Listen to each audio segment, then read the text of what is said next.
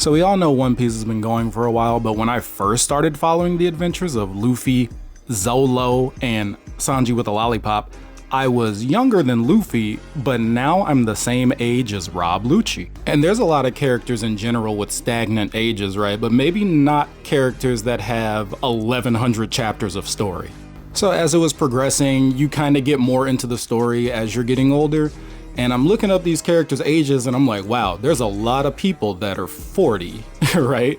And I used to think that would slow them down, but it gets way deeper than that because One Piece takes the strong old man trope and makes it crazier. When you think back to Dr. Kureha, the gag is that she's not old, she's a young woman in her 130s. But there might be something to that because Oda clarifies in an SBS that a normal human could live up to 140. A concerned reader was hoping she'd be okay, post time skip as she's hitting that mark.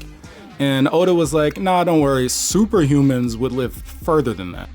And no disrespect to Dr. Kureha, she made that arc really fun. I really loved her. But if she's a superhuman, I'm gonna go out on a limb and say most of the relevant characters we see are superhuman.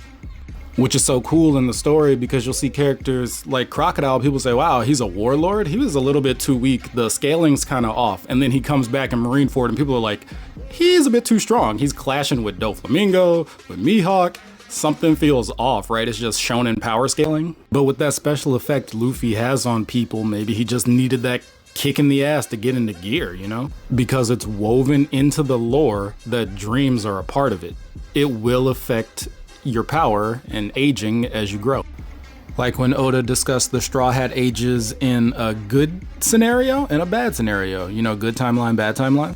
Things like giving up on being Pirate King, not wanting to be the world's strongest swordsman, not trying to find the all blue, things like that related to their dreams really affected them. And there's other life events in there too. Take Big Mom, for example, of course, having, 100 kids or whatever will lead to some body changes, but maybe not as much as giving up on her dream of being the Pirate King. She's still active, right? She's not gonna slow down too much, but she's not what she could have been. Back to Marineford, so in that same vein, if Garp's event was that he's not being challenged by his rival Roger anymore, but he's still active, when he's like, hold me back, I'm gonna kill him, I believe him. And why wouldn't I? He's just a young superhuman man of 78, right?